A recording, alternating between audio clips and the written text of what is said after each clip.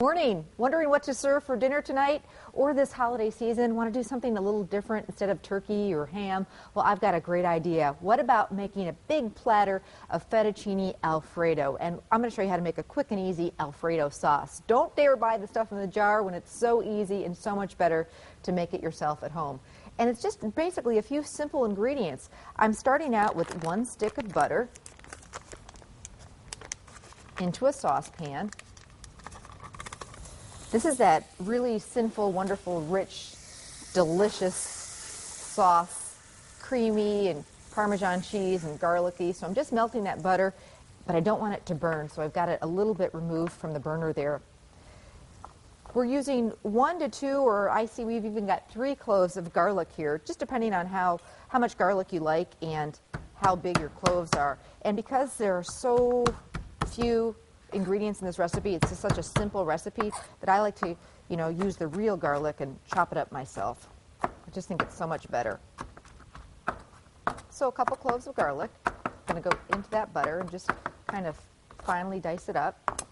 I guess I could dice it a little bit more than that. We don't want anybody getting big chunks of garlic. There we go, right into the pot. All right. Now that butter and that garlic is just going to saute for just a second or so until you can start to smell it. Don't want to burn the garlic, and it just smells amazing. Now I'm going to add 2 cups of heavy cream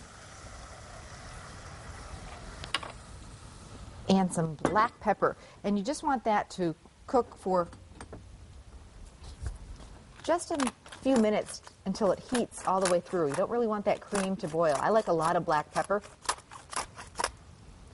I'm just going to throw it right in there and just whisk it together. Now when that cream gets nice and hot, that's when you're going to add the Parmesan cheese.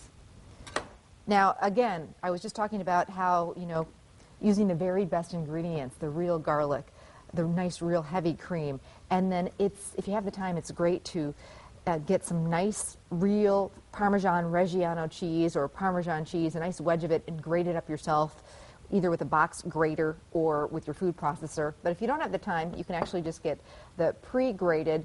Again, you want the fresh Parmesan cheese. You don't want the stuff in the green canister. All right, so when your cream and your butter are all melted together and nice and hot, that's when you want to add the Parmesan. And you want to whisk that in.